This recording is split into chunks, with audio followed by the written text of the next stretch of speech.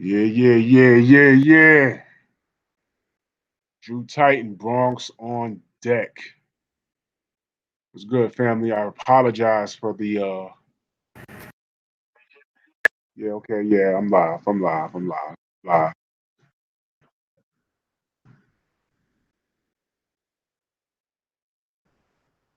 Yeah, let me just turn this down.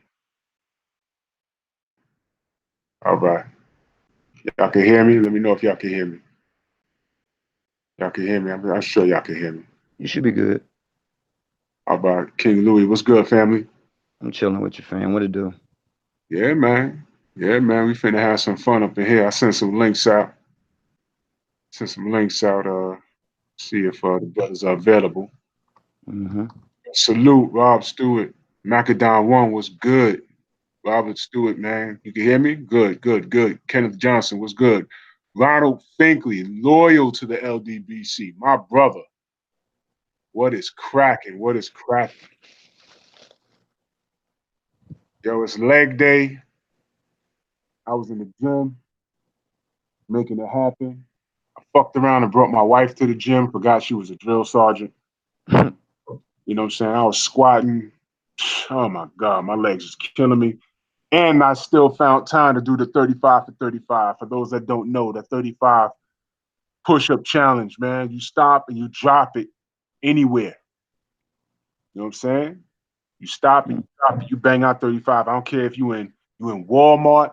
I don't care if you outside in the parking lot in the rain. That's how I do it. Now I be banging them out at work. You know what I mean? It's All right. 40. You know what I'm saying? But Fred's in it. CB Sports. Everybody's doing it. Everybody's tracking. You know what I'm saying? I'm gonna start doing lives about health and wellness. You know what I'm saying? My brother had a health scare last year. Since then I turned my entire thing around and I actually went back to hands of time as far as my health is concerned. And instead of deleting 20 years of my life, I believe I've added, what I'm saying, coming up off the meds. But that's a health conversation. I'll leave that for another live stream. But this in particular, you know, Folks said it's choppy. You might have to put some headphones on. word, yeah, y'all can No, hear you me. good. You I'm good. good. You good. I hear you. It's a I'm little good. choppy though. Oh man, let me see. No, you good. You good. I just heard it again. We good, Okay, people. We all good. right, all right, all right, all right. Yeah, Kenneth Johnson. Yeah. Get it on. Dr. D. What's good, family? What's good? What's good? Let me explain what I'm bringing with my show. I don't have a solid time, but being at the sport of boxing can flat out make things Yeah, put them uncomfortable. headphones on. You breaking in and out. Yeah, you know what? Let me run and go grab these headphones, man. I don't want to Yeah, fuck yeah. this up. I know I got some headphones. Hold on, let me get these shits. Got you, big homie. Yo, Louis, hold me down. I'll be right back. I got you. Hey, y'all boys, y'all new to this channel, man. Folks finna start putting out these fire ass lives. You know what I'm saying? He just said, if y'all didn't hear him because he was breaking up a little bit, he finna start doing, little stuff on health and fitness. You know what I'm saying? We are sports, but basically he was talking about the 35 for 35. You know what I'm saying? Challenge that him, Fred, and CB, they all a part of it. But that's something that we do need in the LDBC. So I like that. I like that approach for family. And he was saying he was having a little health scare. You know what I'm saying? A year ago. So now he's taking his health a little more serious. You know what I'm saying? What it do, Ronald? Man, Ronald was on my screen last night, y'all. That boy was in there tipsy. That boy was on some bullshit. Boy, I love you, man. You funny as shit. I fuck with you though. Oh God, I do. Yo, that better? Yeah, that's the way. I hear you now. It's cause like I guess you was moving away from your computer a little bit. Yeah, shit was choppy. Yeah. I'll turn the volume up. Okay, let me turn the volume up on this shit. Let me see. All right. Say something so I can hear you. Yeah. What it do? You can hear me? Yeah, I can hear you. Oh, yeah, that's good. That is good. All right. Yes. Yeah. All right. So, what I was saying about the show is, the sport can be aggravating, man. And we've been beefing about this AJ thing for good longer 2 years. And you know what I want to do, I want to take a deep breath from all of that. You know, we're just gonna have fun on this live stream. We're gonna do a lot of fantasy matchups. We're gonna have conversations about things that could have been. That's why I'm calling this Drew Titans What If segment. So, you know, today, you know, my brother Louie, you know, he helped me with this live stream because I was having a Jerry Lewis moment. I didn't know what I was doing. So, you know, I thought it was only right that he's the first to get a link on this. So we're gonna chop it up. I sent some links out, and hopefully the brothers. I know Mike was talking about Mike was talking about he had what he said. He said I'm gonna be poolside, but I'm still with it. He just sent me a text, so you know I'm assuming he's with his kids, and I'm texting Blood right now. Hey, this is a great ass idea. What else? Because shit, you know, we can do that all day. You know what I'm saying? Oh yeah. What if we got Floyd Mayweather and Paul Williams? You know, niggas just go all day about certain shit. You know this is what I'm talking about. This is what I'm talking about. That's what I want this show to be about. And what's cool about it is that there's no wrong answer. Facts. Everyone can have an opinion. You dig? Everyone can have an opinion. You know, who would win? You know, who would win between Paul Williams and Floyd Mayweather?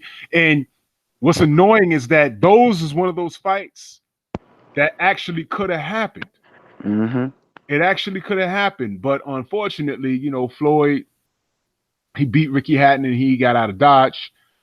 You know, people could say he ducked. You know, all of that's negotiable. You know, but yeah, that's what the what if scenario is about.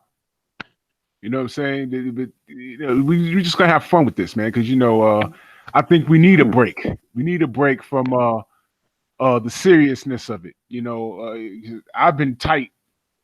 I mean, really think about what we've been through here. I mean, let's start back from like with the Floyd Mayweather Manny Pacquiao fiasco. I mean, that was 6 years of nonsense, and it went from just wanting to see the fight to getting into full blown racial arguments online with Filipinos, and I didn't even know they could be that racist. and they set off a bunch of, you know, black people, and I know black people personally that just got involved with boxing off of that because they were reacting off of the racism from Manny Pacquiao fans, and vice versa, So you get lost in the shuffle, and it got ugly, and that's not what I got into boxing for.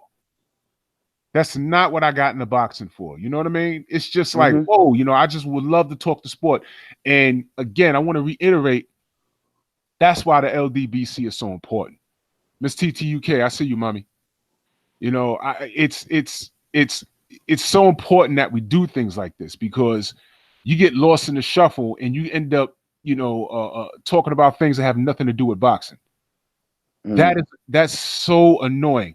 And what the LDBC does is that we keep people accountable, and we keep them focused, and we bring the conversation full circle back to what we're talking about. We keep people on code, man. We keep people on point.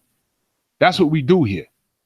It's very important. That's the whole objective, and that's my point of like, I get what you say we need this break, because it's like we got to get our mind sharp, because we got a battle in front of us, man.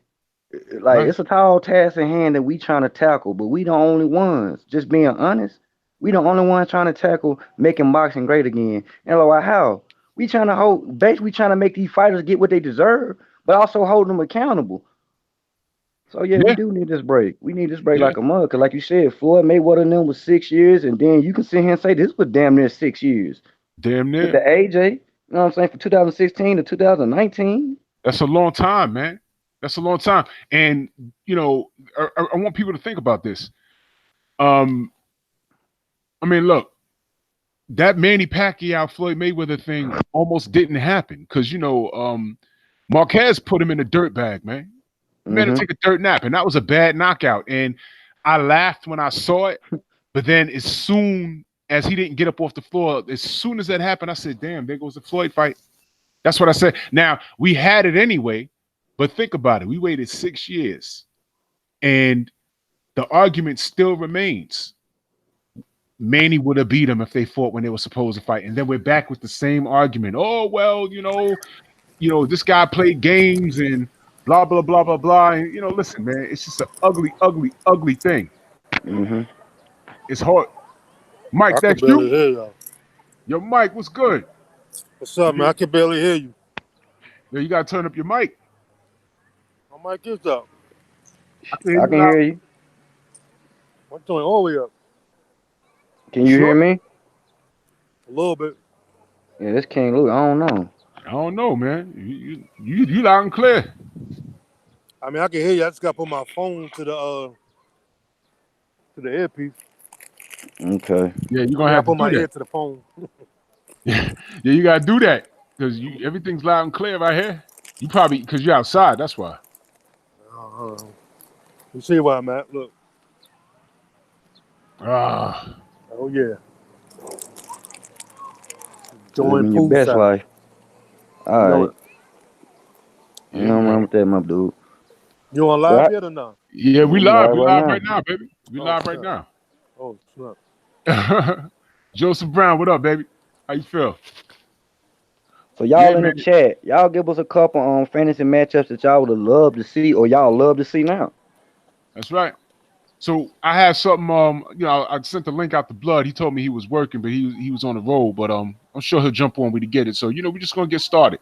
Okay. One of the things that I wanted to discuss, and I definitely needed Blood because we go back that far. Mm-hmm. For those that don't know, there was a fighter in the 80s, around 1985, 86, named John the Beast Mugabe. The guy was tearing through the middleweight division, and he was kicking ass and taking names. Man, the guy was phenomenal. And it came a point where he eventually had to face Marvin Hagler, and at the time, Marvin, he was already up there in age, and he was the old dog. And John the Beast Mugabe was supposed to be the new boy on the block. So this was the man, like the lion. Marvin Hagler was the lion. He was the big dog. And John Mugabe was like the heir to the throne. And I clearly remember that a lot of these guys was counting out Marvin. They were counting him out. They were saying, look, Marvin had his time, but this is like a mirror match. And I think the young dog is going to take out the old dog. And for those that haven't seen it, you can go to YouTube it. Great fight, but the old dog showed the new dog some old tricks, and he ended up stopping Mugabe. Huh. And based off of that win, now listen to what I'm saying now. Based off of that win, it was after that win, Sugar Ray Leonard, who played games and ducked Marvin Hagler for a few years, decided to fight Marvin Hagler. And people said, well, Sugar, you crazy. No. He said, I see this guy slowed down. So now I'm going to fight him. And we all know he fought Marvin, and it's debatable who won that fight, but Sugar Ray got the nod, and Marvin never fought again after that. Some people say Marvin won. Some people say Sugar Ray won. The books say Sugar Ray won, so that's what it is. But my question is, what if Marvin Hagler lost to John the Beast Mugabe? How would that have shaped the division, and would have Sugar Ray Leonard fought John Mugabe after that?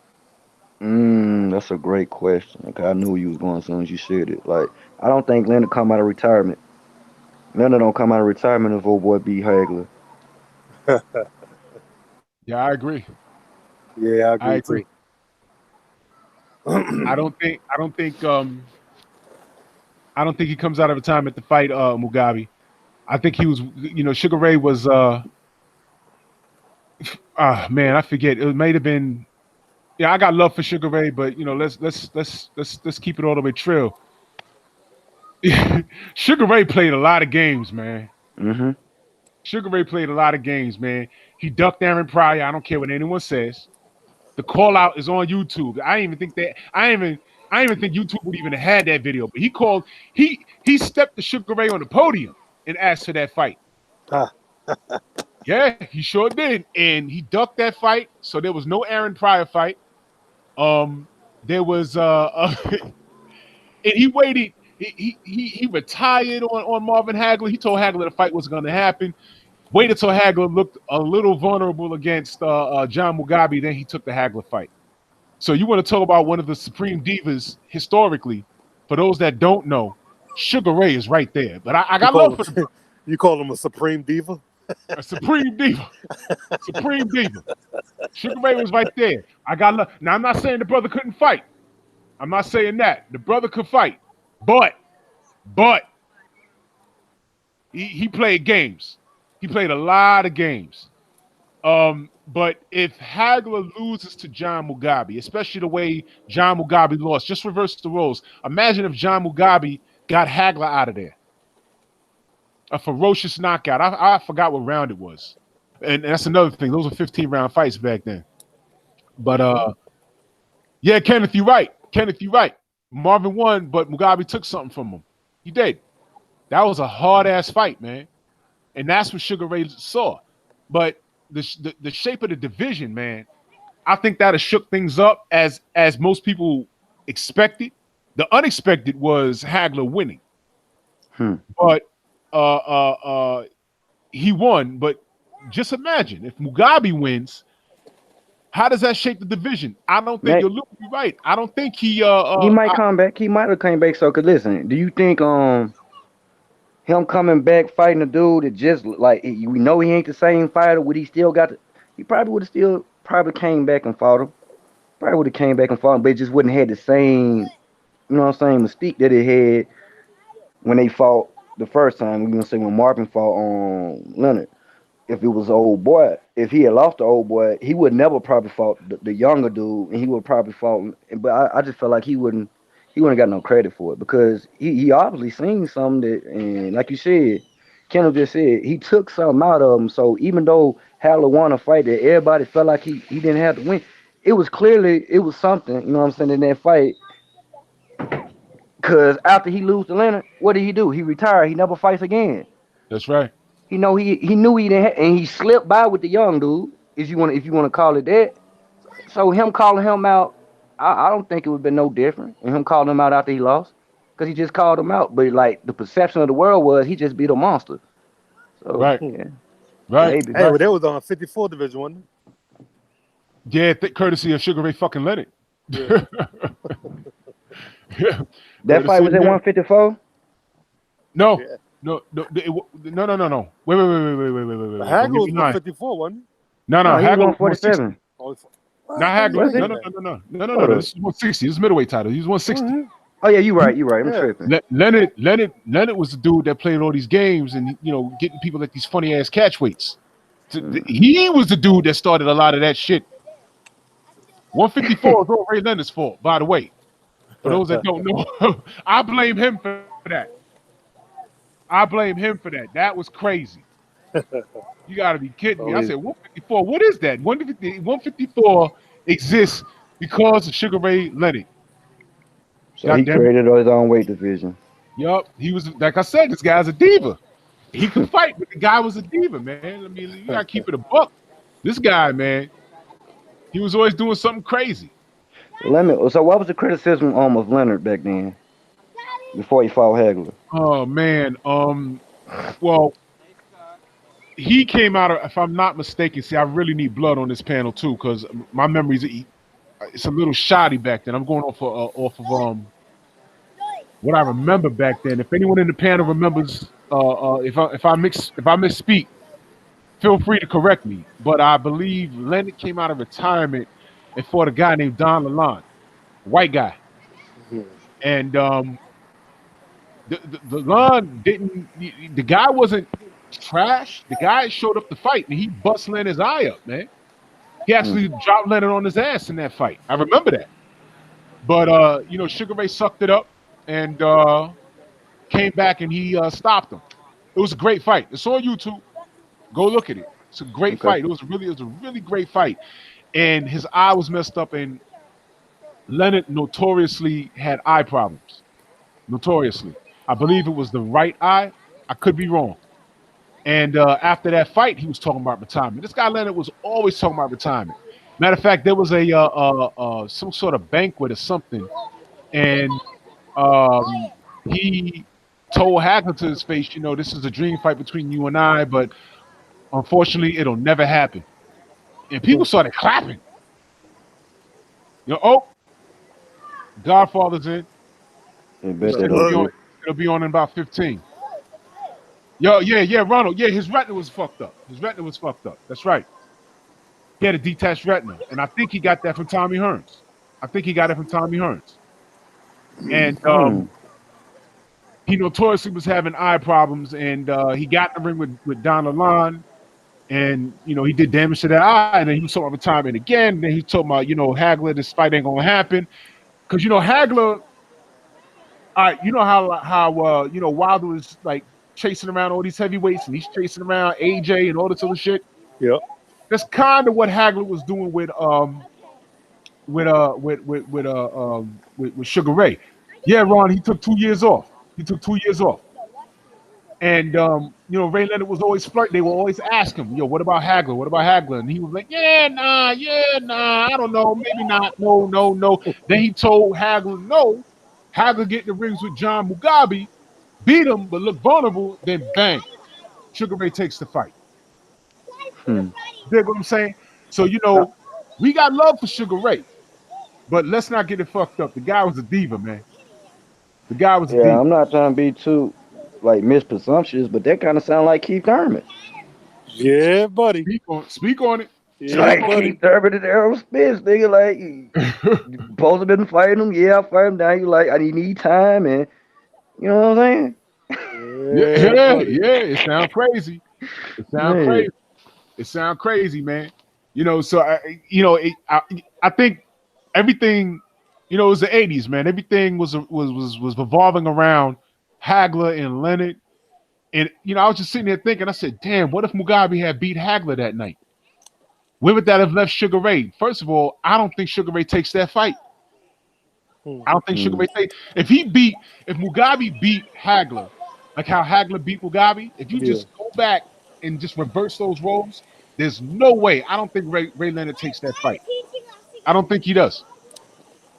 I don't think he takes that fight at all. I don't think he takes that fight at all. And that's what I'm wondering, because I don't remember the rankings back then. But outside of Sugar Ray, all right, Mugabe beats Hagler. Sugar Ray don't take that fight. What will be next for Mugabe? I'm just Where trying would to he be fighting at? Would he be fighting at 160? It'd be, yeah, definitely 160.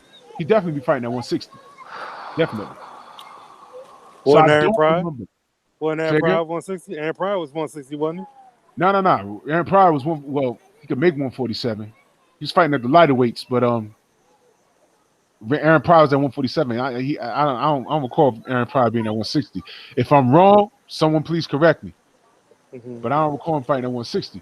But I'm trying to remember who the hell was at 160 because eventually Mugabe, he had some bad losses against Terry Norris. You know, Terry Norris, when he came on the scene, oh my gosh. Yeah, he was a beast. Yeah, man, he was, oh my goodness. And the way he knocked out John Mugabe was insane. That was crazy. But the reason why I'm focused on the Hagler fight was because that was his first loss, and he was on fire. I mean, this guy was knocking over trees, man. He was knocking over trees. This guy, and they were pumping this guy up, but he seemed to be the goods. And he held his own against Hagler. He wasn't a hype job. It's like, you know, when he lost, it was like, all right, well, he lost to Hagler. What But- round he got knocked out in? Oh man, I want to say, shit, it was late. Was it It late? was late. No, it was late. It was late, man. Those guys was working, man. Those guys was working. But if you want to see Hagler, if you want to see the grit of Marvin Hagler, you watch that fight, man. You watch that fight, man, because I remember Hagler was the underdog going in that fight. I've never seen that. Hagler was definitely the underdog. When he fought Tommy Hearns, that was a 50-50 bout. Even though it ended early, that was a 50-50 bout. And Hagler almost lost that fight because that cut was awful. You dig what I'm saying? So, you know, I mean, it's one of those things, man. You know, But I think Mugabe's career would have been a lot different if he beat Marvin Hagler. Because I think if he beats Marvin Hagler, he scares the shit out of Ray Leonard. Ray Leonard never comes back. By Who the was the way, title holders at the time? at the time, Yeah, that's a damn good question. 'cause it was like Hagler, 83. Hagler had the Bungani. IBF.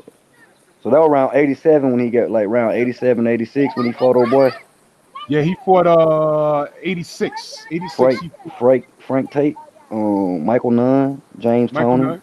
You know, these cats is possibly could have if he would have won, saying his career would have went up. These because I don't think he would have seen Roy Jones. That's 10 years later, but still, you know what I'm saying? Yeah. James Tony wasn't he wasn't around like then. He was like 91. You know what I'm saying? Like you saying if he won, you gotta look at things different. Like who do you see him knocking them off? Okay, so After 87. if Mugabe wins, okay, 87. Because I ain't got nothing in front of me. What you see, 87 to 88. When I'm looking at it 87 and what I see in 80, I see Frank Tate and Michael Nunn. That's what I see around 88. You know what I'm saying? Michael Nunn was about business, man. Michael Nunn was pretty good. Does he beat Mugabe? Damn, shit, I don't know. You know what? That's a good. Shit, man. Now you got me thinking. I didn't even think about that. Does he beat Mugabe? Does Michael Nunn beat Mugabe? Does Michael Nunn beat Mugabe? Shit, man. Damn, you know, that's a pick'em. That's a pick'em. Because when people think of Michael Nunn, one of the key fights that they think about is when he fought James Toney. And he was beating the shit out of James Toney for a little while. James is James. And he eventually he knocked the shit out of him. Yeah, James took a lot of shots, man. Back then, they was taking a lot of shots, man. Yeah. It just kept going. That's why I don't think nobody today can fuck with anybody back then. No, yeah, you're right. You're right, man. Yeah, I don't think it's just different, man. It's just different, man. Michael Nunn was beating the shit out of James, man. And matter of fact, he knocked James on his ass, if I'm not mistaken. Mm-hmm. And James came back, and Jesus Christ, that looping punch he threw, and man, he sparked that motherfucker. I gotta tell you, man, he didn't get up. Well, he got up, but he was on rubbery legs. Fight was over. And oh man, but does Michael Nunn beat John Mugabe? I mean, A-game, John Mugabe, man. They got to be a highlight reel. We saying he just beat Marvin and like Marvin beat him? No, he don't. Michael don't beat him. No, you're right. Yeah, it's a pick 'em. You know, I mean, Michael Nunn had a great jab. Michael Nunn. Yeah, I don't want to call him pretty. I don't want to get that misconstrued. But the guy can fight, man. The guy can fight. I feel like we got robbed of Michael Young though. I mean, not Michael Michael Nunn. You know what I'm saying? We got robbed a little bit of him because it's a big what if. He had years still in his career. Yeah. But what happened to him? What happened to him? He went to jail for what? What was that? What did he go to jail for? Oh shit, I don't even know, man. When I was hearing stories like that, I just like tuned it out. Left it alone. Yeah. Get out. The 80s was bad, man. Hell yeah. The 80s took a lot of athletes, man. That cocaine was crazy, man. Mm-hmm. That cocaine was crazy. It took a lot of athletes. Can you imagine how good the Spinks brothers would have been if they ain't fuck with drugs? Can you imagine how much better? Yo, listen, man. Can you imagine how much better Mitch Green would have been if he wasn't strung out, man? Yeah, I told Blood this on a live. I saw Mitch on the damn 4 train. Yo, Mike, I was on a 4 train getting off on 161st Street. Yeah. Yankee Stadium. Yep. And I was getting off, and this white guy said, "Yo, that's Mitch Blood Green." And I looked at him, and I said, "Oh shit, it is Mitch." Now, he had on a hat. He had long hair, and he was dressed bummy. And I was on the train with him the whole time. Didn't realize it was him. And let me tell you why it broke my heart. Uh, back like in 1982, 83, there was a boxing club at Roberto Clemente State Park in the Bronx. And long story short, he used to be there. And he could scrap, man. I mean, we laugh at it, but the guy was a fighter, man.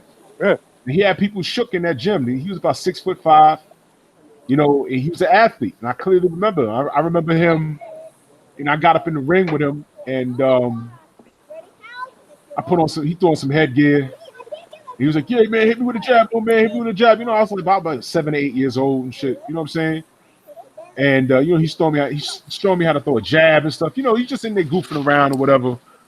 But I used to see him a lot in that gym working out, man. And this was like when I was Mitch Green is the dude that got his ass whooped by Mike Tyson on it. Twice. That's him.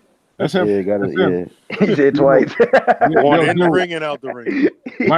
Mike hit him in the face. His eye was swollen for the whole year. Bro, it look like he got bit in the face by a pit or something. Yeah, that was awful, man. Just imagine Mike wasn't all them drugs and all that, man. Man, Mike was smoking crack, man. Yeah. And you be like, nigga, ain't no way. Like, bro, you right. Yeah. I was saying the man. thing. That's why I don't give Tyson Fury no pad. Cause like, bro, like the 80s now, I was bringing up baseball and basketball. Glenn Bias and Daryl Scarberry fucking bitches doing the game, snorting cocaine, drunk and shit. And this nigga was a great player. So just picture if they were taking this shit serious. Yep. This is what I'm saying. So to fast forward to what year was that? That was like early 2000s, I believe. I was getting off the train. The white guy pointed out. I looked at him and I walked up on him. I said, "Yo, Mitch." He looked up. He said, "Hey, man." I gave him dap. He was high. And I just got off the train, man. And I said, "Damn, man. If he was in his right state of mind, I'd have rolled with him a couple of stops. We're like, yo, bro, do you remember a kid back in 1983? He had the ring, da da da da. That was me. You know what I'm saying? But this guy he was wasted, man. It's like heartbreaking, man. These drugs really fucked up a lot of good athletes, man. Hell yeah, man. Really fucked up. It's just crazy. It's just crazy. And you bring up Mike Tyson. That was another question I had. What if Mike Tyson beat Buster Douglas that night in Japan? Oh my goodness. That fight broke my heart, man. Yeah. I really literally broke. Cause Tyson was my favorite boxer. He was everybody's favorite boxer, man. Hell yeah, man. I sat there and watched it. What was it, HBO pay-per-view or just playing on HBO? It was a pay-per-view. Yeah. It was Don King. It was the Don King promotion. In Japan, wasn't it? It was in Japan. Yep. It was in Japan. Now let me tell you, this is why I asked that. If Mike Tyson, here's a question. Mike Tyson beats Buster Douglas in Japan that night. Here's a question. Does he face Evander Holyfield directly after that? Hell no. Yeah, I don't think so either. You Them don't think niggas so? was waiting. They were waiting for Mike to fall off. Yeah, they were. Well, They were. Well, here's my take on it. I think because if you remember, Evander made that trip out there to watch, and the history is, and my friends like, yo, Mike, back in the days, and you can say this. Yeah. Back in the days, we was all in front of the building talking about boxing, and I told them cats, I said, yo, there's a cat at cruiserweight that's coming up to heavyweight specifically for Mike Tyson, and I think he's going to beat him. And everyone looked at me like I was crazy. They said, who? I said, Evander Holyfield, and they laughed at me. I said, yo, I'm telling you, this guy is going to whoop Mike's ass when he get a hold of him. And they laughed at me. And some 8 years later, he ended up whooping Mike's ass. Now, the argument behind that is, well, if Mike can go to jail, but you know what? I don't give a fuck about no jail. I think Mike was preserved in jail. It's not like he was in there fighting. It was some old white man down. Right. It really took care of Mike. That fighting ain't just physical, it's mental. That's right. He was never the same mental fighter. Nah, no sir. Well, when you cowboy up to Mike, like most bullies, they fold. We've seen it historically happen. We've seen it happen to George Foreman. We've seen it happen to Ricky Hatton. Ricky Hatton is steamrolling everybody. When you punch him back, he just freezes. We saw it happen with Mike Tyson. I actually think that Evander will whoop Mike's ass at any point in his career. And this was Evander Holyfield with the flat top. Right. When he had the flat top, you know what I mean? So he specifically was pursuing him. He came to Japan. It was like, yo, I'm finna fight. You know what I'm saying? I got next. And I think personally that Don King, he would have did some fuck shit and he wouldn't let that fight happen because we know that Mike fired his entire corner in Japan and everything was fucked That would up. have been legendary. Yeah, it would have been. It would have been. It would have been. You know, Mike, he didn't take care of himself leading into that fight. But putting all that shit aside in the 15 count and all that other shit, Buster Douglas came in there. He was a man on a mission, and what I did see was a 6'5". Blood's in the building. What's good, Blood? Hey, what's up, y'all? What's going see on? Go to you, OG. Yeah, like I was saying, Chilling, my brother. I think that what I did see was a 6'5", 200+ pound man using a jab and giving Mike angles he wasn't used to, and he eventually put the boots to him. Eventually put the boots to him. But you know what I want to do? I want to take a step back to what we were talking about earlier. Blood, what's good? Hey, man, I'm chilling, my brother. How you doing, man? I'm good to see you kicking off your show, bro. Yes, sir. I was trying to get on early, and I saw you had some technical difficulties. Yeah. When you came back, I didn't know if you was coming back on. I'm glad to see you came back on. I saw King Louis had a live stream going too, trying to help you figure it out. Yeah, we got it. I was having we work together. You know what I'm saying? We make sure we get this shit done, get shit accomplished. That's right. That's wasn't for Louis. I wouldn't be up and running right now, man. That's why I had to shoot this brother a link, man. Yeah, hell yeah. Sure. So, yo, listen, Blood. The question is, what if Marvin Hagler had lost to John the Beast Mugabe? Yep. How would that have shaped the division? And would Sugar Ray Leonard have fought Mugabe? I'm gonna be honest with you, man. I don't think that Sugar Ray Leonard would have fought John the Beast Mugabe, man. Now, when he fought, people will get it confused and say, well, he fought a young fighter when he fought Terry Norris. But the only reason he fought Terry Norris is because Terry Norris was coming off of that destruction against Julian Jackson. Okay, right. Julian Jackson KO'd Terry Norris, and I think Leonard saw some vulnerability there. Leonard had been out of the ring for a while, and I heard you were correct about everything you said. You hold that presser where he pretty much embarrassed and disgraced boxing by saying he wasn't going to fight Hagler. I don't even know what the point. It was one of the most pointless, stupid pressers that I had ever seen in boxing. And then he waited until after that fight against Mugabe because he saw some vulnerability after the Mugabe fight. And Hagler had slowed down some. Hagler was only around, 34 or something when he retired, but he was an older 34 because a lot of people forget about what he had to do in the 1970s to even get a middleweight fight. Okay, Hagler really should have got a middleweight shot probably around 2 years earlier than what he actually, when he finally did get the shot. It would have been nice to see him get a fight against Monzon, because they definitely was in the division around the same time, but they was giving Marvin Hagler a really hard time to get a title shot. He had that shot against Vito Antuofermo that went to a draw. So when he got that shot again against Alan Minter, he made sure he took it into his own hand. And then the fans, they wanted to get racist and throw bottles in the ring and all that kind of shit out. I remember that. I remember that. That's part of it. They started using some plastic cups because of shit like that. You know what I'm saying? Them throwing the bottles at Hagler after he beat the hell out of Minter, and it was Minter who was making all the racist comments before the fight, talking about can no black man beat him and all of that. Hagler went on the reign for a few years, and during that time period, he was a superstar. So people always wanted to see Leonard mix it up with Hagler. Hearns had already moved up to 154. Hearns was up there at 154 doing his thing. Leonard, he faced a lot of criticism because he didn't want to fight Aaron Pryor. He didn't want to give Hearns his rematch right away. There was Mike McCallum out there. He didn't want to fight him, and he didn't want to fight Marvin Hagler. That's part of the reason why he got a lot of criticism, and he was called one of the first divas in boxing, even though divas in boxing go all the way back to the beginning. But he was one of the ones who really brought it on a public platform, bringing all that diva shit. He did have the eye problems. He had the detached retina as a result of that 1980 slugfest that he had with Thomas the Hitman Hearns, okay? That's where his eye problem started. I don't know, maybe they started before then, but I believe it was the Hearns fight where he was first had his retina detached in that fight.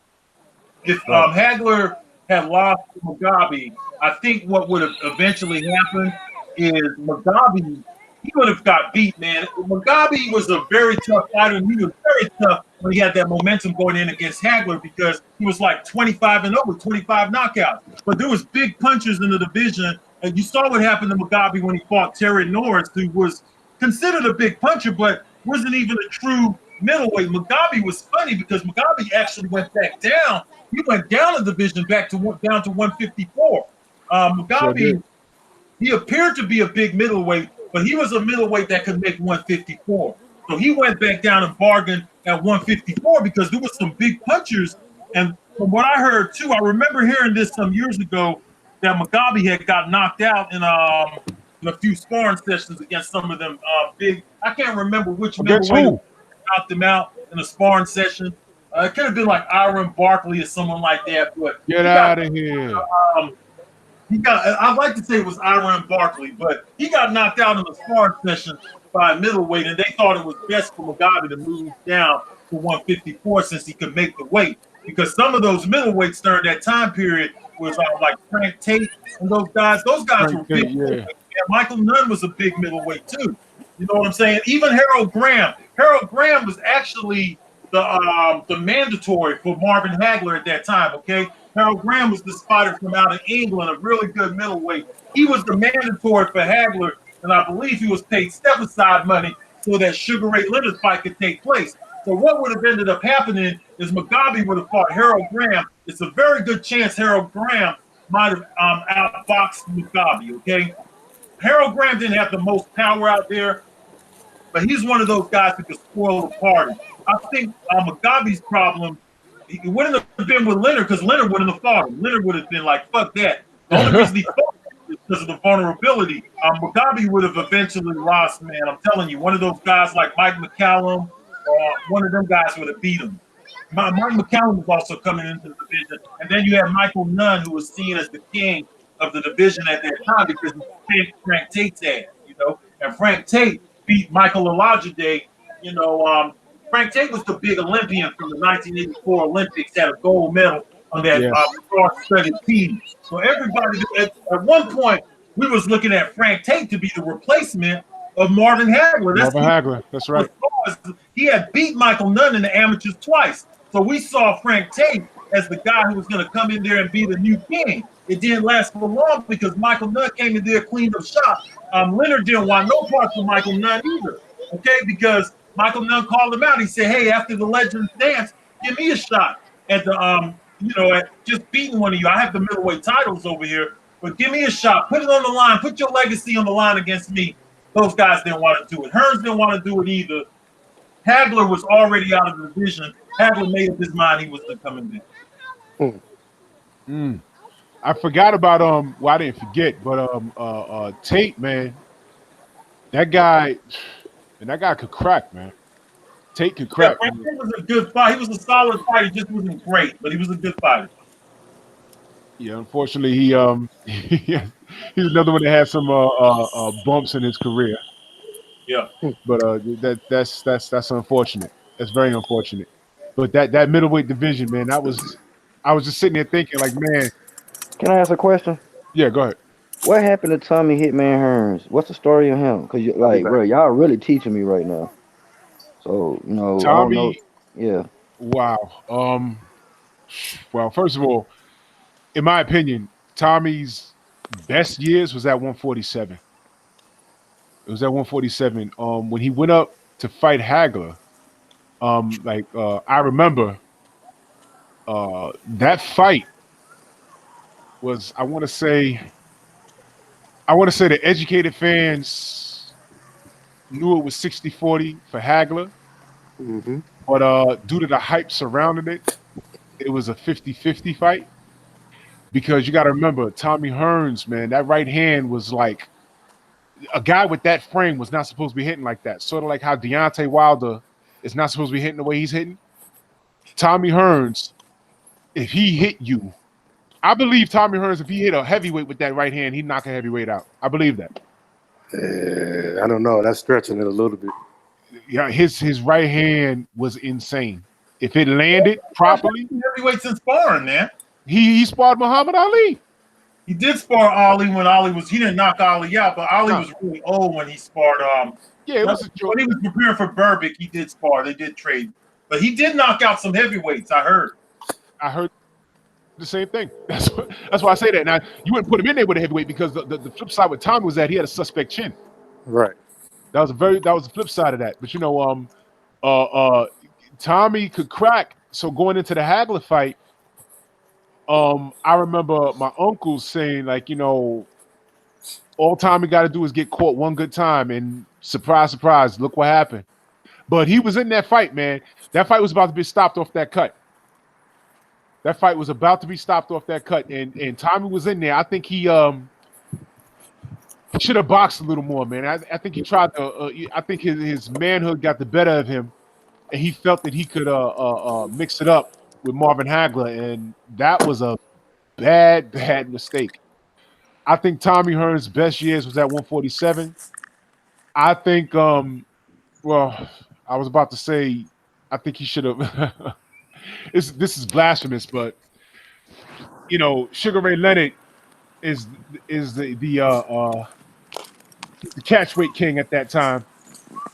If he was able to get Hagler maybe to lose maybe 4 pounds, maybe drain him, maybe he'd have did a little better. Maybe, I don't know, but it was only a matter of time before Hagler caught up to him, man. And you know, but Tommy's chin was always suspect. It was always suspect, man.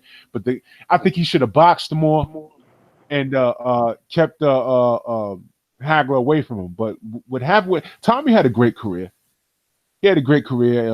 Like most of these brothers, you know, he didn't do too well, like, as far as from what I understand, with his money. But that's nothing new. You know, these some of these athletes, they just find a way to crap their money away. You know, I know a fella personally that saw him at an event and went to ask for a picture, and the guy that was with Tommy said, "You want a picture?" He said, "Yeah." He said, "Yeah, like $100." He's like, "What? You just walking in a fucking casino? What the fuck you mean?" You know? And then I'm reading somewhere that he was auctioning off his belts or some shit, man. It's just like I hate hearing shit like that. Same thing with Iran Barkley, man. This guy was on top of the world, beat Tommy Hearns twice, man, and I saw him on a Howard Stern one show, and you know, he shit his money away. You know, Howard Stern started talking about, okay, how much money did you make? And it was somewhere in the millions. And then he asked him a simple question: well, where's your money at? And then when he started going through what he did with his money, none of the shit made sense, man. But, you know, that's another conversation, you know, that I want to have, you know, sometime down the road, you know, with why these brothers broke and what the hell are they doing. And, you know, that'll also lead into why Al Heyman is so important, because he's not only teaching these guys how to read books, as far as when I say read books, I'm talking about how to read, you know, where their money's coming from, where it's going, but he's also telling these guys how to invest. And that's why everybody else hates Al Heyman, because he's educating these guys. But that's another topic for another day. Can I add on to what you said about why that fight was a 50-50 fight? Go ahead. Well, the reason why it was a 50-50 fight is because of the Roberto Duran factor, okay? Marvin Hagler had previously fought Roberto Duran. Roberto Duran went the distance with Marvin Hagler. And then right after that, Thomas Hearns fought Roberto Duran. Thomas Hearns, for whatever reason, was on his shit that night. Yep. Roberto Duran was tailor-made for Tommy Hearns. Roberto Duran, the hands of stone, a guy that we had never even really seen that hurt in the ring, you know? Marvin Hagler Thomas Hearns beat him around the ring and knocked him out in spectacular fashion. So after that fight, a lot of people thought, well, hey, they used the triangle theory, okay? They thought, well, hey, if Thomas Hearns could knock out Roberto Duran in such spectacular fashion, and Marvin Hagler at times seemed to struggle with Roberto Duran, and at times he did struggle in that Roberto Duran fight, because Roberto Duran showed a lot of poise, a lot of boxing skill in that fight. Hagler was definitely winning the fight, okay? But he gave Marvin Hagler a pretty good scrap, Roberto Duran did. And after Thomas Hearns did what he did, everybody was like, well, shit, Marvin Hagler might be in some big trouble. But what they didn't know is that Marvin Hagler had a chin of fucking solid steel, man. I mean, Yeah, man. nobody even ever knocked down Marvin Hagler. I think in the Juan Rodan fight, he slipped or something like that, and they counted it for knockdown, but he had slipped. When you look at it again, he wasn't hurt, not one bit. Nobody had ever even really hurt Marvin Hagler. Even when he got tagged up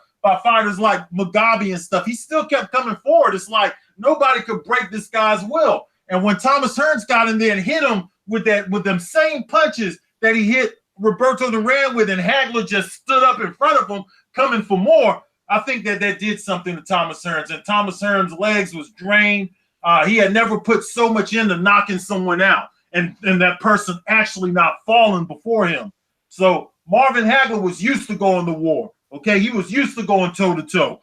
Marvin Hagler was also an excellent boxer. He could switch from the orthodox to southpaw stance. He could do all kind of stuff. He could fight off a jab. He could fight off the back foot. But what his main ingredient was that he was just so damn tough, man. He was extremely tough, and nobody could break his will. And when Thomas Hearns got in there, he had bit off more than he could chew that night.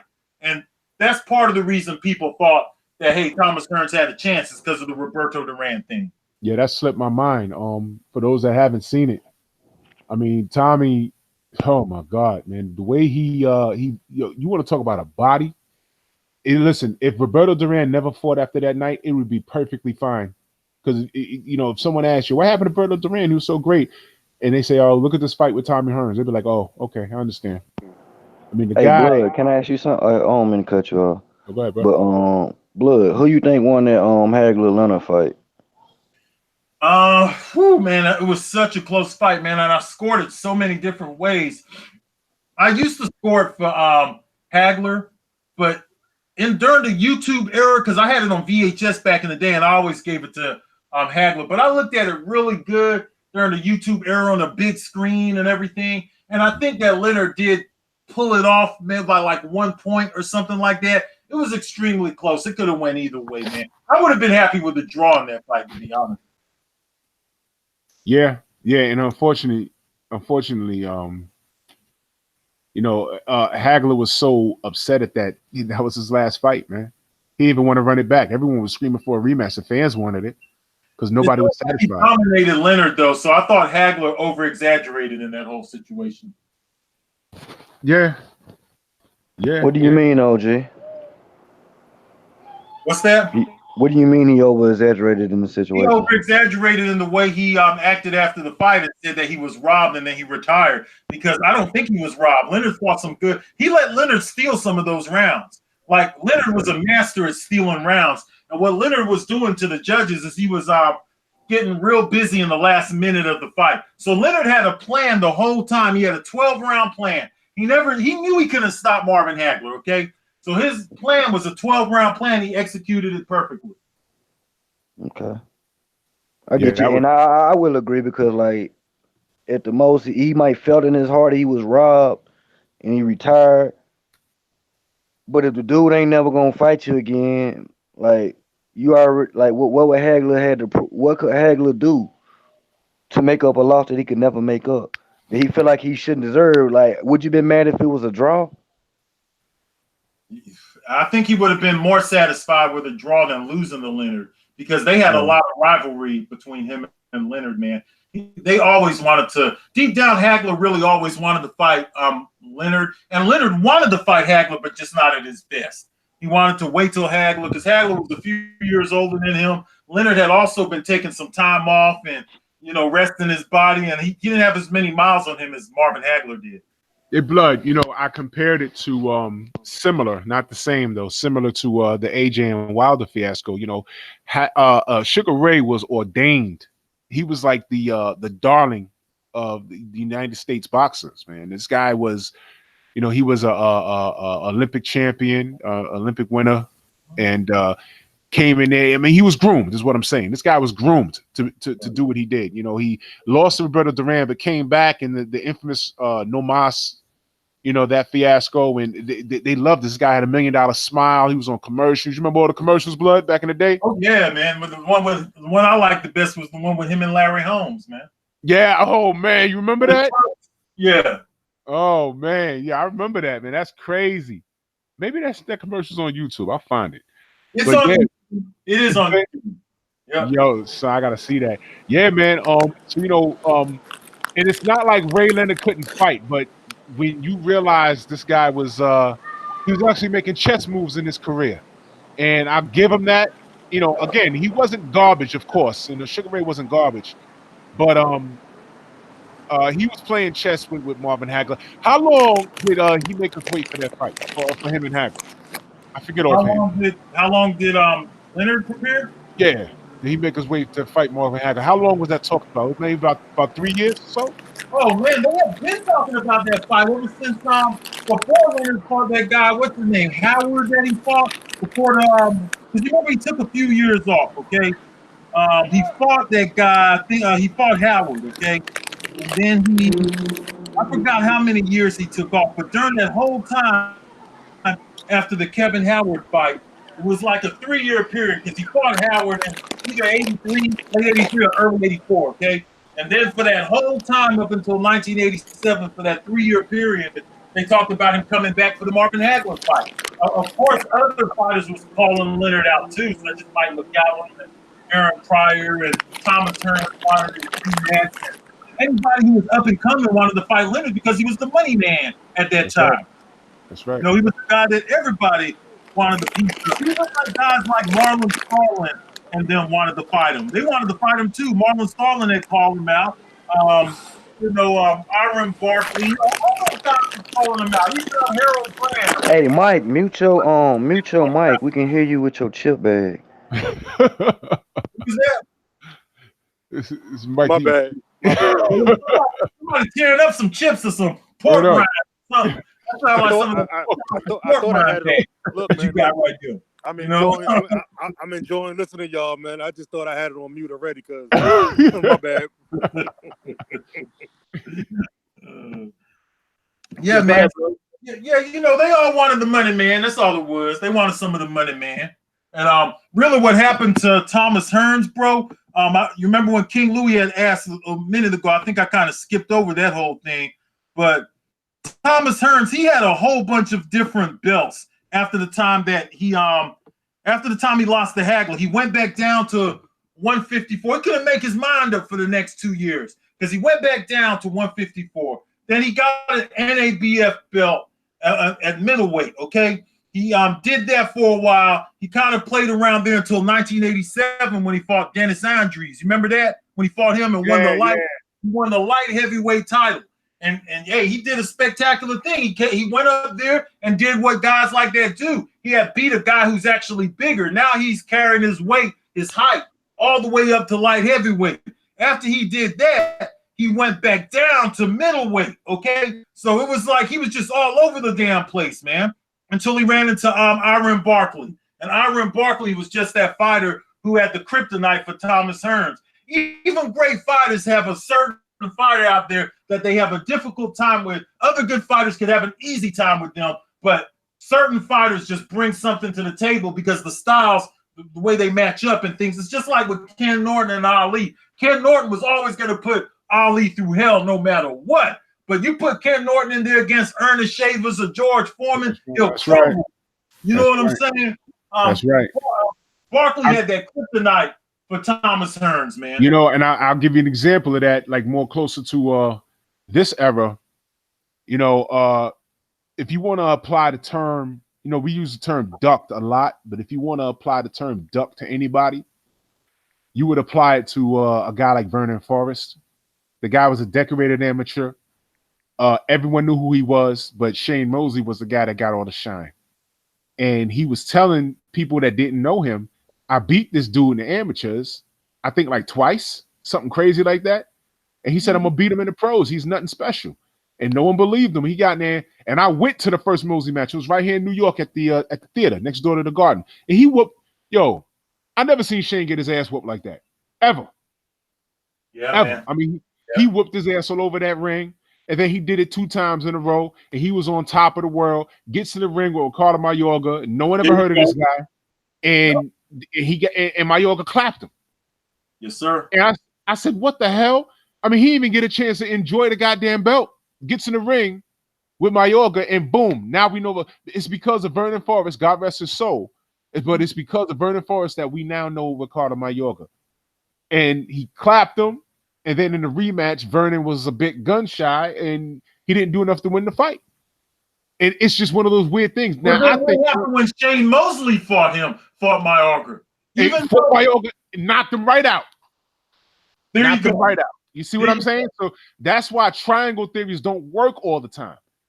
Ricardo Mayorga, tough guy, but for some reason, Vernon Forrest, as great as I think Vernon Forrest at 147, man, there's a lot of guys, man. If he got past, if the Mayorga situation doesn't happen, that whole division is changed. The whole division has changed. Now you got to ask, does Floyd fight this guy? What about Paul Williams? I would have loved to have seen Paul Williams versus Vernon Forrest. That would have been great. That would have been great, man. But Ricardo Mayorga gets in there and literally says, "Yo, hold my beer cigarettes. Watch what I do to this dude." And he destroyed him. He out destroyed him. It was crazy. I couldn't believe what I was seeing. I couldn't believe it. So that's why we say triangle theories don't work. And just to touch on the Ken Norton situation with Ali, that was like one of those crazy things, man. There was nothing Ali could do to get off on that guy, man. Pause. But he won the second fight, though. Ali won that second fight. That was a fight at Yankee Stadium? I can't remember if it was at Yankee Stadium. He came in shape. He came in real good shape in that second fight. I don't remember the location, but he came in. I've seen it like 4 or 5 times, but he came in really good shape in that second fight. The fight at Yankee Stadium, my father went to that one. I know that for a fact. And then there was where did George Foreman fight Frazier? Was it up here at the it was in New York? It was up in is it in White Plains? Well, my father went to that shit too, with one of those fights. Frazier, I thought, was in Jamaica, bro. Which one? The first Foreman versus Frazier was in Jamaica. The rematch. Now, was the rematch in Jamaica or was it the first one? One of those Foreman Frazier fights was in Jamaica. That's all I knew. Yeah, I can't remember which one. The one that was up here, my dad went to. I don't remember exactly, but he went to one of those shits, man. But it was crazy. But it's like triangle theories. They don't work in boxing. You know what I'm saying? That's why we talk about it all the time, man. It doesn't work. First fight, I looked it up. The first fight was it must have been the second fight. Yeah, it was definitely the second fight. Because I remember him mentioning the bald head. He said that was a big thing. Joe came to the ring. Yeah. He went to the second fight. If he mentioned the bald head, he was at the second fight. He said Joe came to the ring with the hood on, and then when he took the hood off, everyone was like, "Oh, he shaved his head." Didn't help. Yes, it didn't help, man. This George was another guy that was knocking over trees in camp, man. But that was crazy. But getting back to the Hagler Mugabe scenario. If Mugabe beats Hagler, that changes the division substantially, man. I mean, I think Sugar Ray doesn't come back. Man. He voiced that like the plague. But I wanted to ask also, right before you got on, Blood, we was talking about Mike Tyson. What if Mike Tyson got the nod against Buster Douglas in Japan? What if he gets up off the floor? What if Buster? What if the referee actually counted Douglas out for that long ass count? There you go. What if it was really a 10 count? Mike wins. My question was, does Don King allow Mike Tyson to fight Evander Holyfield right after that? Let me think. I think that Evander Holyfield had already moved into the division. He had got the next shot against Buster Douglas. I do think that they believed at that time that Mike Tyson could beat Evander Holyfield during the late 80s, because at that time he was seen as invincible. It was the Buster Douglas fight that opened some of our eyes in February of 1990. So I do believe that he would have fought Evander Holyfield, because let's not forget, in 1991, they were signed to fight right before Mike was incarcerated, right before that bitch Desiree Washington lied on him about, when she went to the hotel at 3 a.m. to suck and fuck and then got in trouble. You know what I'm saying? But he had been signed. He was already signed to fight Holyfield then. So he wasn't running from Holyfield, man. It's just that Mike Tyson wasn't focused in training. He was having 25 girl orgies and all kind of stuff in Japan right before that fight took place, you know. So I think he would have fought Evander Holyfield. The result may have been different in 1990. If they fought in 1990 and Mike Tyson had seriously trained for that fight when he was 22, 23 years old, it might have been a different result because Holyfield wasn't fully developed as a heavyweight quite yet in 1990. I think Holyfield's prime is like 93, starting around 93 through, I think he was a little bit better in the mid-90s than right at 1990. But the way Tyson was training at the time, he had left Rooney and all them guys. If he came out of shape, Holyfield would have beat him, man. Holyfield was just not that kind of guy that you have to be on your A game when you came in there with Holyfield. But I think his chances was better in 1990 than they were in 96. Yeah, yeah. My thing is, my worry back then was, you know, because everyone in their minds, they said, you know, listen, man, Mike's gonna put the boots to this Douglas guy, and now we're waiting on Evander. But my worry was, what was Don King gonna do? I mean, you know, Mike was game, you know, Evander was game, but what was Don King gonna do? That was the main concern. You know, the fighters; those guys weren't scared of nothing. You know, but my concern was Don King, because he was on top of the game back then, man. Don King was running shit, and I was really concerned. And then when he lost, I was like, wow, this is a turn of events, you know. And then Douglas gets in there with Evander, 320 pounds, and dirt nap, and that was the end of that. You know, it's just sickening. Very, very sickening. I got another what if question for the panel, though. Check this out. I'm going to take two fighters and merge them. What if Tommy Hearns had Paul Williams' chin? He might be paralyzed like him now. You know what, man? I don't know, man, because I mean, taking shots like that don't amount to a good life after boxing, and that just didn't make any sense for you know, Paul Williams to take all them shots. In a way, I'm mad because, you know, Paul Williams is great. He's a good fighter, man. I got a better question. What if fucking Robert Easter had a fucking chin like motherfucking Paul Williams? Straight up. Like, But how do we know Robert Easter got a weak chin? cause shit, man, he don't let them hands go when he get hit with some shit. This shit. He ain't got knocked down. He's taller than everybody. He's fighting midgets. I mean, he got knocked down by Garcia. But I think Blood fell off. He'll jump on when you get a minute. Okay. hold on.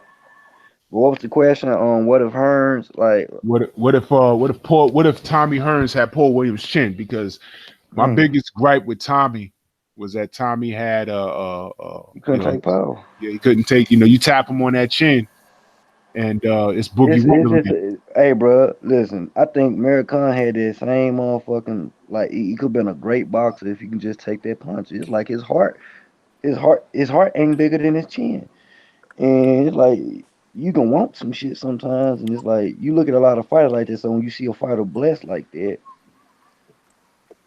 yeah, if he would have had it, he probably would have been probably would have been a better fight, the Hearns fight. You know what I'm saying? Yeah, I think if Tommy had Paul Williams' chin, he beat Sugar Ray because Sugar Ray stopped him. I think he beat Sugar Ray, man. He beat Sugar Ray, and I think he gives Hagler a little more problems, and he might they might have stopped that fight off of a cut, but you know, Hagler hit the shit out of him, man. I don't know many people got off the floor for that, man. But goddamn, man, but Paul Williams, that guy had a really, really good chin, man. That guy had a really good chin. Yo, you heard what I was talking about, Blood? Man, you know what? My electric just went out for a second, some power surge or something, and just clicked off for about 3 seconds. It was enough to knock me off the internet. Well, I missed the last few minutes of like the last 3 or 4 minutes, man. All right. I asked, the question was, I said I'm gonna take two fighters emerging, but what if Tommy Hearns had Paul Williams' chin? Oh man, he would have been a whole different fighter then, man. Yeah, most definitely. I was just saying, I don't think he loses to Sugar Ray. I think he beat Sugar Ray 2 times. Oh yeah, definitely. He would have won a lot of those fights. He would have won the fights against Barkley too. That's right, man. Those Iran, but see, that's what I'm saying. When Tommy did get knocked out, those are like ridiculous knockouts. Yep. Those are the knockouts that you figure out. If you hear Tommy Hearns talk now, he's talking with slurred speech. Those are the knockouts that did it, man. Mm-hmm. That's And I don't ridiculous. understand how he lost all his money because he wasn't known as a guy who had a cocaine problem. Leonard did, but he didn't have one. You know, a lot of these brothers, they don't know how to. If you take a brother and give him $10 million, he's gonna be living well. But in about 10 years, he goes from being a millionaire to a hard thousandaire. Mm-hmm. He was just buying things to live, and when you get that kind of money, man, you gotta be making investments. And again, this is a topic for another show, but this is why they hate Al Haymon, because he's making these fighters smart.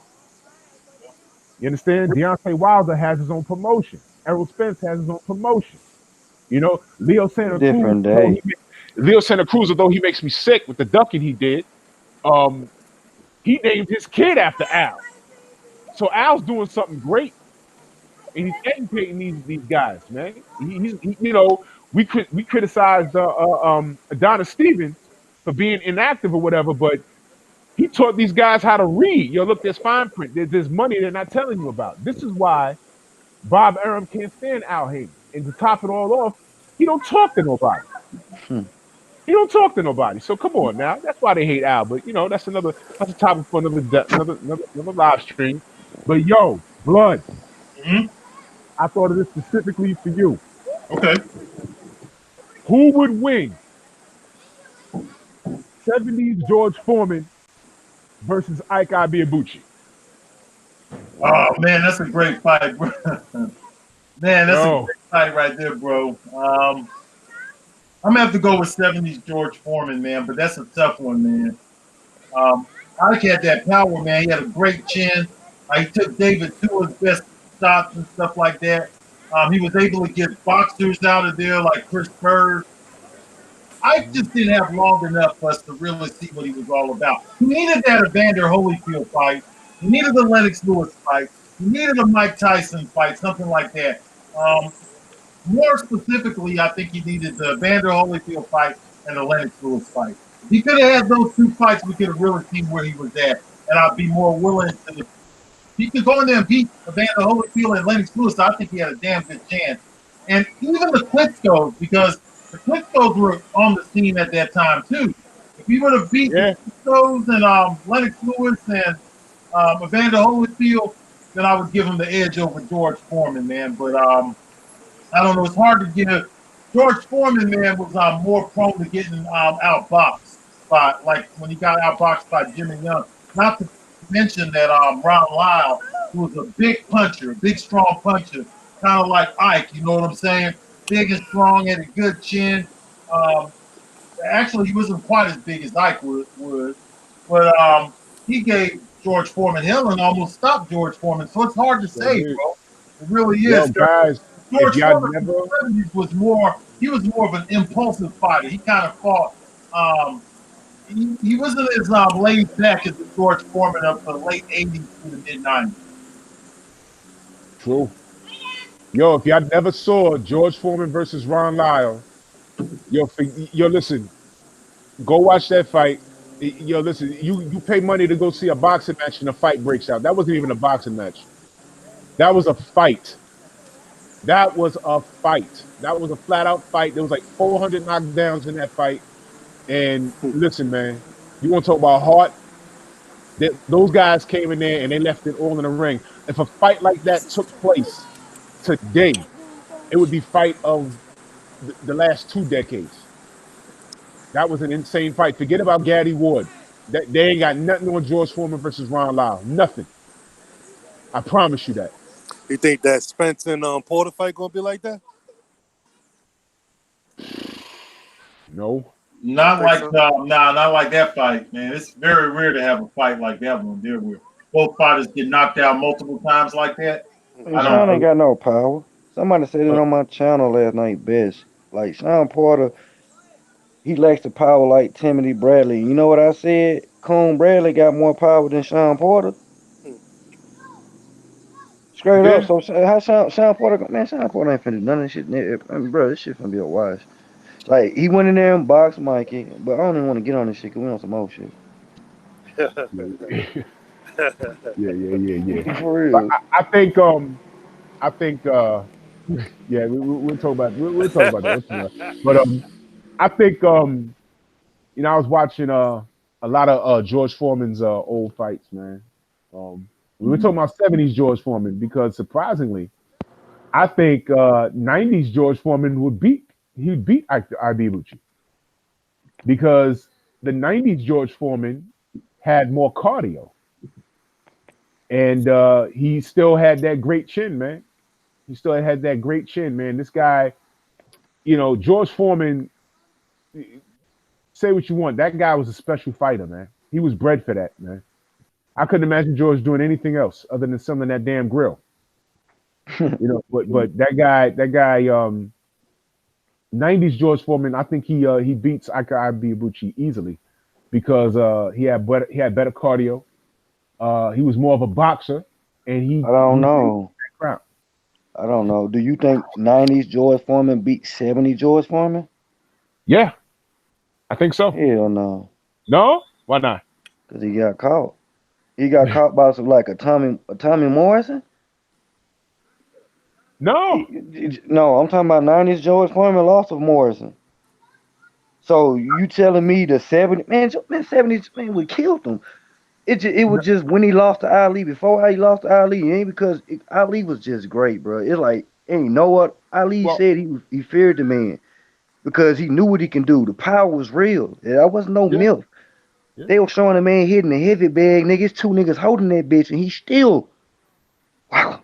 And guess That what? That power, man was that like a power in the Goliath, bro. '90s, in the '90s, And that Ali power was the ain't go only nowhere. man I can see in life take. Cause after that, you never seen him delivering it like that ever again. You never seen Foreman, deliver that power like he was doing, like how he knocked out Frazier, like straight up. Even though it was a brutal whooping for Ali, I feel like Ali got all his damage from Frazier, but Ali was able to take that power with his Well, here's boxing, make what, shots not clean, but he was still getting hit, made him get tired. Whatever the situation. After he lost to Ali, I never seen Foreman fight the same way again.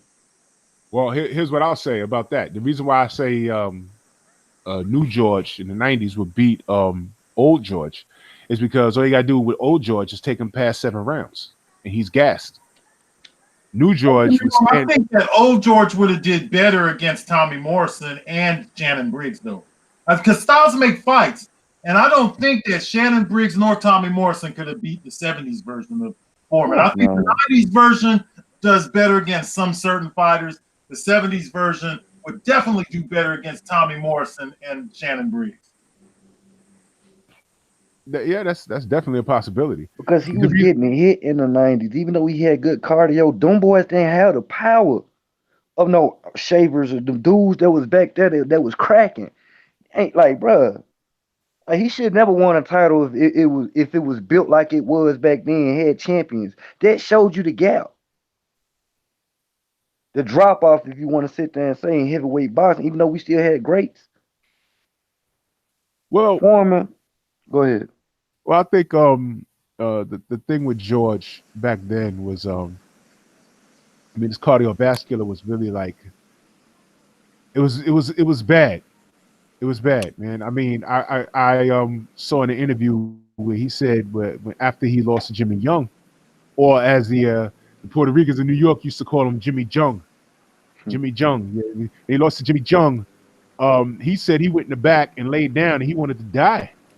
He was so exhausted, like literally wanted to die.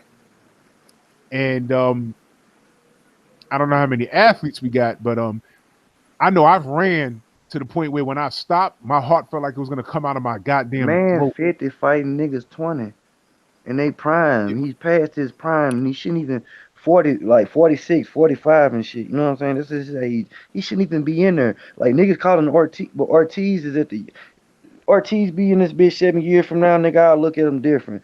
That's why folks said he was a different type of fighter. But he was getting hit and getting beat by fighters that that the young him would have got the fuck out of there in the first round. Young But, you know, him got him out there in the first round. well, the younger George, like like from what I've seen, he was a dog, man. He came to fight. He get in there, mix it up with you. He trying to get you out of there. The new George, he had some of the old George in him, but he was more of a boxer. He tried to be more of a boxer puncher. The thing is, the age didn't permit him to outbox the younger guys. That was the problem. And that's But a fact. And can I ask you a question like this? if you take Merge the old, old George with new George and put him in the 70s, how do you see him boxing? The old in him, when you see him doing shit that he should have learned when he was younger. Mhm. Mix that if shit. the old George, if you had the old George with the new George cardio, the rope dope doesn't happen. Facts. The rope dope doesn't happen. I mean, and Ali loses that fight on the cards, I believe. Probably even get stopped because for George to come back, and I swear to God, he had to have been about in his prime. George was what 230, and when he came back, he was like 240, and he's standing up in between rounds, going 12-round fights. Getting hit upside his head. I mean, if the old George, if the young George Foreman had the old George Foreman's cardiovascular, I think he'd have ran shit. He'd have ran boxing, man, because he doesn't lose to Ali, man. Trent in the 70s, man. He had I think he bought a Tiger. He was kind of like one of those guys who was a big spender and liked to party and all that kind of stuff before he turned himself to God. But he said he found God. I don't knock nobody for what they do. I've been to a church in over 20 years, but he said he found God. But before then, he wasn't really focused in training back in the 1970s. That's right. If he was focused in the training, he would have been a better fighter. Yeah. He definitely would have been a better fighter. Yeah, you remember that scene when he was in Uptown Saturday Night? What scene you talking about? When he was in Uptown Saturday Night with Bill Cosby? Yes, I do. Yep, absolutely. That was hilarious. That was hilarious. It was a big joke. Sanford and Son. Oh, I remember that. Wow. Oh my gosh, I remember that. You got me thinking about that, about old shit now, man. That's crazy. That's crazy. Yo, got another one for you. Okay. What if Riddick Bowe doesn't throw his belt in the garbage and he fights Lewis? Ooh. Ooh, boy, I have to favor Lennox Lewis, bro. Even though I think Riddick Bowe had all the tools to beat him, if I could have went either way, I'd say 60-40 for Lennox Lewis. Yeah. Louis, what you think? What I think, I have to agree with Blood, but I feel like the only way he'll have a shot is, he'll catch one because he had the capabilities, you know what I'm saying, to catch him with a power shot. And, we say Lennox one of they, but he had a suspect chin. If you smack him with some good power, but, his boxing got better over the years. But at that time, shit, it was probably a 50-50 fight truly in my eyes. Yeah, I agree, man. 50-50. 50-50. Oh, yeah. Why did he throw it in the trash? That's the question I need. Blood, you want to take that? Why he threw that shit in the garbage? I want to know that. I don't have a problem with them thinking it'd be a 50-50 fight because Riddick Bowe was a damn good fighter. But let's not forget, after Riddick Bowe beat Evander Holyfield, he stopped focusing on training. He ate himself out of fighting, man. He started fights. Lennox Lewis never came fat to the fights, okay? Riddick Bowe wouldn't train. Riddick Bowe liked to eat. He liked to go to the buffets. He didn't have no drug problems. He had problems with domestic violence. He couldn't stay focused, man, after that. And that's why he went down. That's right. Hey, Blood, tell the fellas why Riddick got on national fucking TV and threw that strap in the trash. He threw it away for several reasons. One of them is because he didn't believe in himself. That's the main reason He threw it in the trash. He didn't believe in himself. He always kind of questioned his ability when going in there against when being spoken of matching up against Lennox Lewis. He'll be questioning that all the time. But another part of the reason why is because he let Rock Newman get into his head. Rock Newman was an arrogant manager of that time period who wasn't really confident that Riddick Bowe could beat Lennox Lewis. So he did everything he could to try to stall the fight out and things like that. They just didn't want that fight, bro. That's what it is. They didn't want the fight. Riddick Bowe now wants to say that he regrets not taking it, and he's blaming Rock Newman.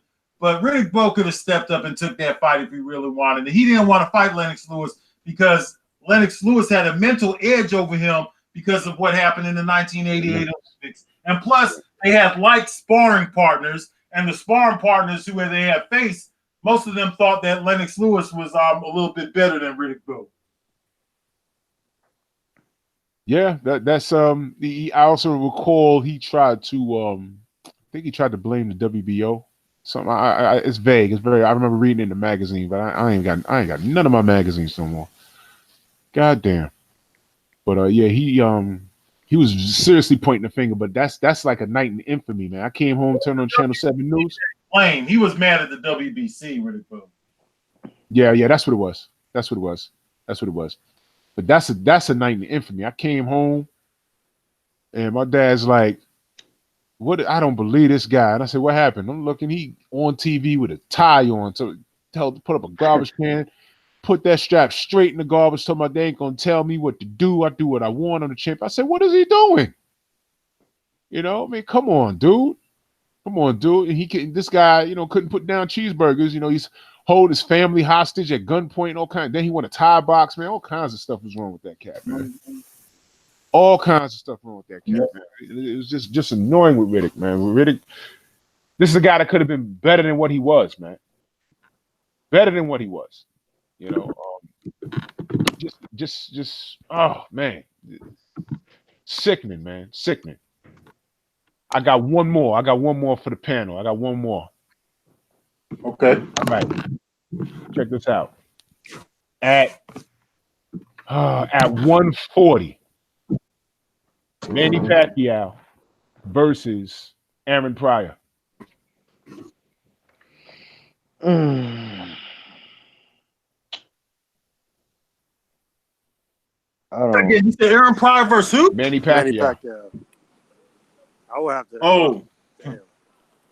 Go ahead, I Brandon. might edge. I don't 55, 45, you know what I'm saying? Think about it. Man.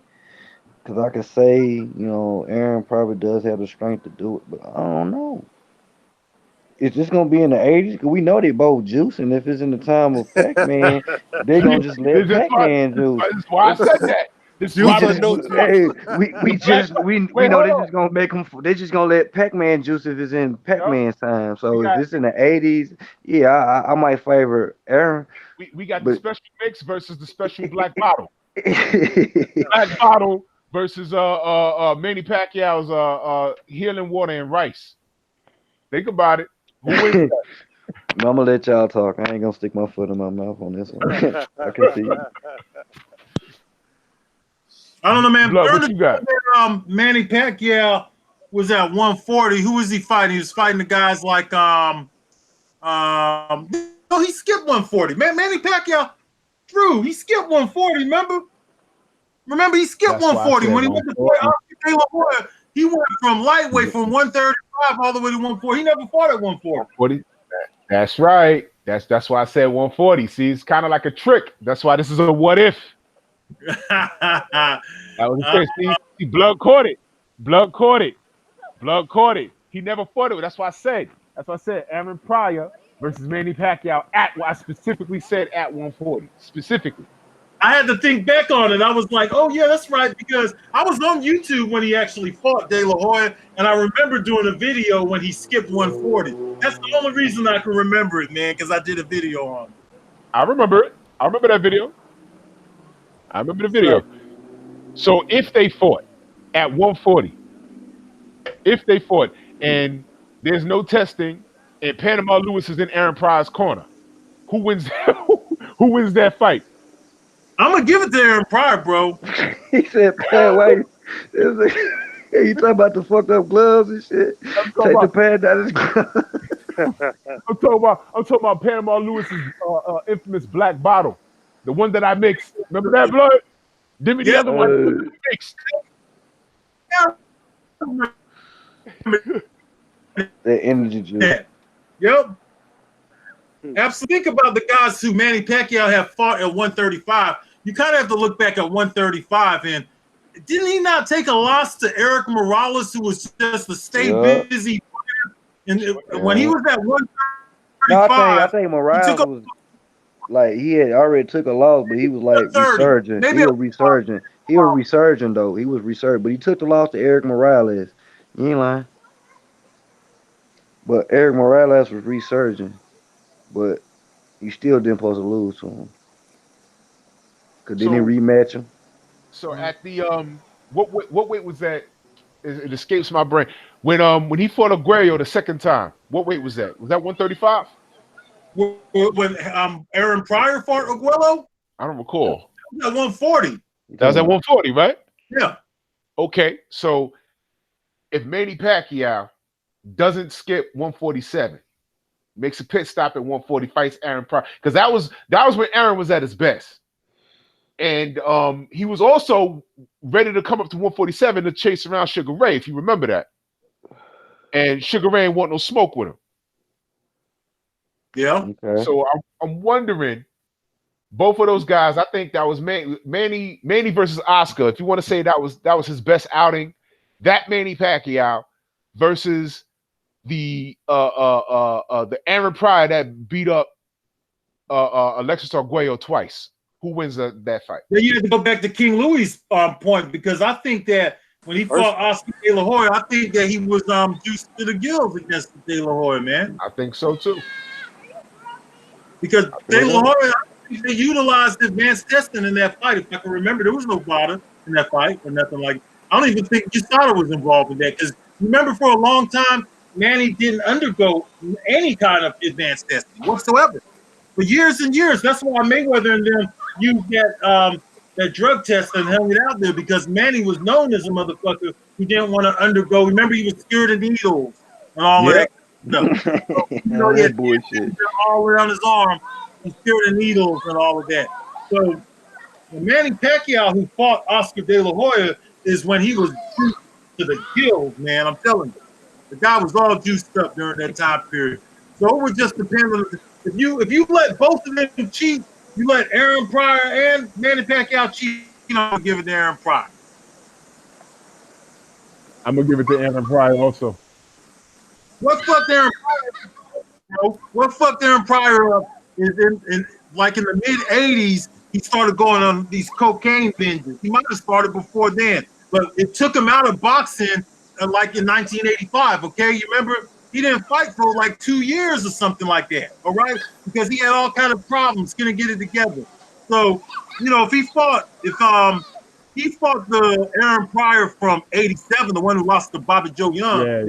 He's not against him, but against the cocaine version of the cocaine binges and all of that with Aaron Pryor. But if he fought him prior to 1985, I'd give it to Aaron Pryor.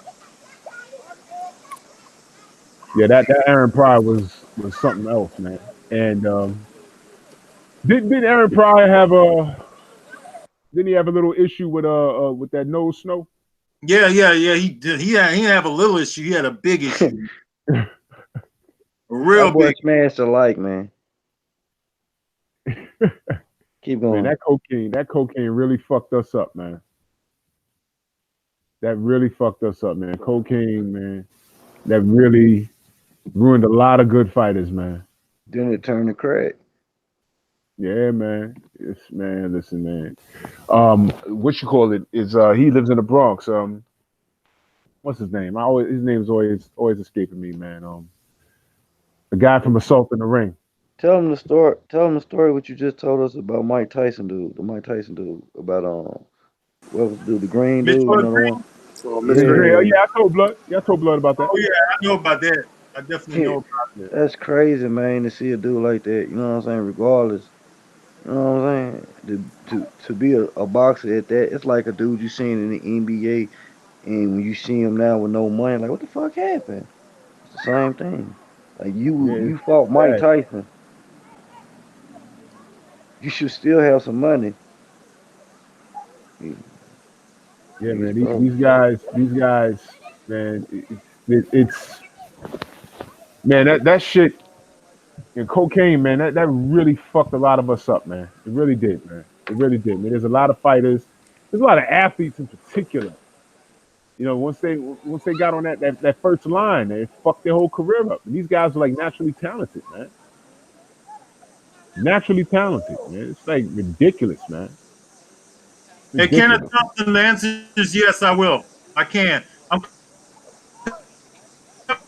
coming back, man. I got some documentaries coming out, and I could do something on that. No Yeah, problem. yeah, most Oh, he's definitely. actually about the Panama Lewis thing, right? Yeah. Yeah, yeah, that. Yeah, you should. Yeah, definitely, man. A lot of people don't know, but Panama Lewis. You talk about assault in the ring. The cat's name is Resto. I forget his first name, but Louis Resto Resto. lives in the Bronx. His first name is Louis, Louis that, Resto. Louis Resto. He lives in the Bronx right now, and he lives above a gym called the Morris Park Boxing Gym right now. That's where he lives right now. And unfortunately, we joke about Panama Lewis, but Panama Lewis also behind removing the padding from his gloves and got him a lifetime ban from the sport of boxing because he bust what's his name face up, and he accused him. There's a whole documentary about that, man. But that was also Panama Lewis, the same guy with the black bottle, Mm-hmm. same guy. Not don't give me that one, the one that I mixed. And then when they asked him after the fight, after the Aaron Pryor fight, they say, "Well, what do you mean?" He's like, "There's nothing in the bottle. It's just a mixture of water." He said, "You don't mix water with water. What are you talking about?"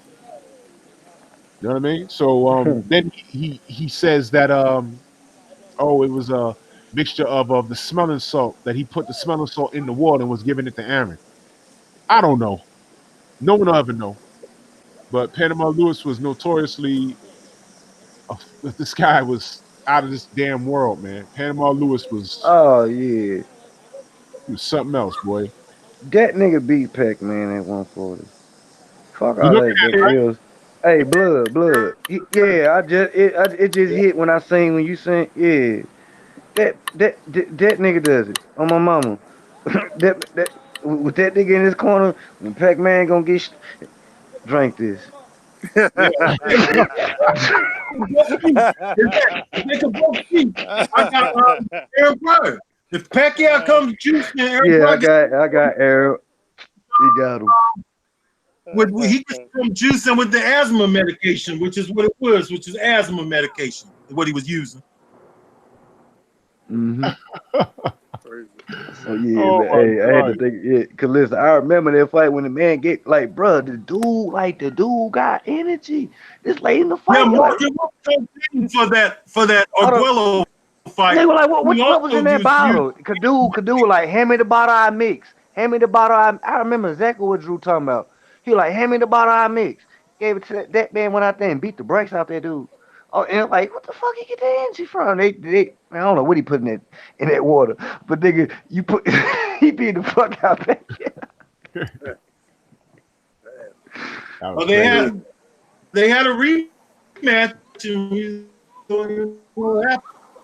What happened? They had a He beat him till he rematch. quit. He didn't get up off the floor. Aguayo goes down. He curled up and You know, he sat there. He didn't get up. Mm. He- See, that's why I love the LDBC, bro. Real shit. you know Motherfucker what? teach I'm you real gonna tell you shit. exactly what it was, man. Do you remember when Pacquiao fought Morales the third time, I believe, and I feel like it Morales was the went fourth down? time he knocked him out. Remember when he sat on the floor and looked at his corner and winked and said, "Nah, I'm not getting up." exactly. Same That's the thing, same way same scenario. Aguayo lost to Pryor. He sat That's a great there. comparison, bro. He Same exact. Yep. Wait, sure. Yep. He said, "You know what? I ain't got nothing for this guy." And he, Yep. Okay. that's what he did. That's exactly what he did. That was crazy, man. I agree with Blood. Yeah. Blood, I agree with you wholeheartedly. I learned I was like this here because I was like, new drugs a motherfucker, man. This man went 5 divisions, man. Man. Them new drugs a motherfucker, bro. They didn't catch his ass, or they did. They just knew he got so big by the time they caught him. It was like, shit, we can't. It's gonna make us look real bad, man. Hey, get off that shit. I'm just telling you. I'm just like, bro. So, but just knowing what that man put in that drink, nigga, like that was some crazy shit. Cause I seen him around before. Dude was tiring. That man went in that next round, nigga, and then the man didn't even take a break. Man threw nonstop. And see, that's why I said it was such an intriguing matchup because I remember the first time I heard the term windmill style was back then when they referred to Aaron Pryor. That was the first time I ever heard it. That was like 1985. Mm-hmm. You know what I'm saying? They say Aaron, it was like a wind-up dog. You wind him up, and he's programmed to swing like that for 3 minutes. There was a part in the fight when he first of all, Alexis Arguello, he was a knockout artist. He was a tall, wiry guy. And the guy could punch, man. And he hit Aaron in the face so hard. Aaron said he popped his head back so far, he saw the lights at the top of the damn building. But for some reason, this guy had no chill button, man. He kept coming. He kept coming. He kept coming. He kept coming. And eventually he stopped Arguello. And Arguello was beating the shit out of everybody. One of my favorite fights that I watch him, you can pull this up when he fought Ray Mancini, Ray Boom Boom Mancini. And Ray Mancini, was above average guy. He had a lot of hype behind him. I think he was from where's he from? Ohio? Where's he from? I forget. But he's pretty good. But he got in there with Arguello. Arguello, beat the shit out of him. But this guy. Where you from, Blood? He's from the same place Kelly Pavlik is from, if I'm not mistaken. Okay. He's from somewhere up north, Ray man. We're up north. Yeah, I just can't remember where he's from. He got his ass kicked. That was crazy. Alexis Arguello was the truth. He got in there where Aaron Pryor couldn't do shit with him. That was insane. He might be. He's from Ohio. He might be from Ohio. It does kind of seem like he's from Ohio. I don't know why. It seems like Ohio. He could be from Ohio or something like that. Yeah, it's one of those off states that he's from. Ray Boom. I like Ray Boom. Boom Boom was a good fighter, man. Where's he from? Yeah, he was good. There you go, Joseph Brown. Yeah, he is from Ohio. He was no chump. He was no chump. Ray Mancini was no chump, man. And that was a great fight, man, with him and Arguello. But Arguello was just, he was tall. He was kind of tall for that division, wasn't he? How tall was he? I forget. He was, yeah. He was extremely standout tall, but a lot of times he was punching downward. Good fighter. He got his ass beat in them Bramble fights, though. He sure did. That shit. He sure did. Greg Hogan beat his ass too. Greg Hogan beat the shit out of him too. I read it. I never saw that fight. Think that's on YouTube? It's on YouTube, I believe. I believe I watched it on YouTube. I did. I saw it on YouTube. It's on there. Yeah, I gotta pay. I heard about that.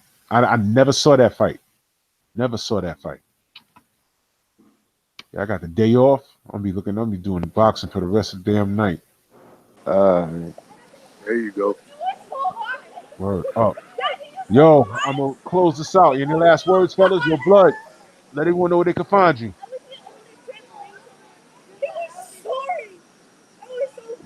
Hey, yo. This is Mike Biggs Boxing, man. Yo, shout out to the whole LDBC. Sorry I wasn't too talkative right now, but I'm at the pool with the kids and all that, you know what I'm saying? So, gotta watch them. But, come holler at me at Mike Biggs Boxing on YouTube. Mike Biggs. Wait. Biggs Wolf 1974 on Instagram, and let's keep up with them push-ups, fellas. 30 for 30, 35 for 35. Whatever you can do it, man. We all love fitness, man. Wolf, that's my motto. There you go, baby. There you go. One love, Mike. King Louis, let them know where you can find you at. Dad, did you see all of us? Big homie, they know where they can find me at. You know, I'm like just I'm only here, man. That's the only place I want niggas to be at. And when I fuck with you, I'll show you where to go. Like the other shit, they know where to come find me. I'm right here on King Louis Fuck Money Eddie. I mean all the LDBC chats. You know what I'm saying? Going hard. So salute to Blood, salute to you, and I appreciate the opportunity. And I love this, man. Hey, this is something that's real good, bro, because I was learning, and then when we got to mixing certain things, it made everything good, bro. It made it relatable. So that's what boxing about, bro. Like teaching, like like you like that's a nobody, but then when you get to see, oh no, he had some good moments in his career, but you got to sit there and do your research about him. But you know, it's a lot of dudes, so things like this. They let you, just like what Blood be doing with his documentaries and how he break down certain fighters. It shows you, you know what I'm saying, the extent knowledge that you got in boxing, and it's showing the passion. So we need that, bro. Continue to work, bro. Straight up. Hell yeah, brother. Mikey, Appreciate what's it, one man. you Thank you want for helping me get my stream up, man. I wouldn't have did this without you, brother. to Good looks. I want to do something. Man, Hell Drew yeah. tight. I want to do Charizard, Mikey. Blood. Me and Drew go way back to like Yeah. 180. Word up. 5th grade, son. Let them know. 5th grade. 5th grade. Hell yeah. Blood, the Godfather. Let everyone know where they can find you. Oh yeah, you can find me over at Blood Boxing Live, and you can also find me at Retro Boxing and Documentaries. And man, I'd like to thank the brother Mike Biggs, man, and also King Louis. Next week, man, I'll see you on Sunday next week, man. I'll come back and hang out again, bro. It's been great, man. Yes, sir. I don't know how Let us know. often you're gonna do it, man, but on the weekend, I always fuck with you on the weekends, bro. No doubt, family, man. We're looking forward to the next documentary, man. Definitely. Definitely going to show some support. Yo, listen, salute to the panel. Salute to the chat. This is my first Hey, man, live. I appreciate y'all.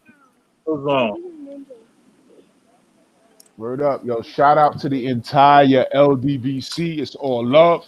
I'm going to do a health stream in the near future because that 35 for 35 is real. I'm not just banging them out just to bang them out, man. I'm setting a trend, man. This is a movement I'm doing, man, because we all need to stay healthy. I'm tired of brothers my age and younger having heart attacks, aneurysms, and all kinds of crazy stuff, man.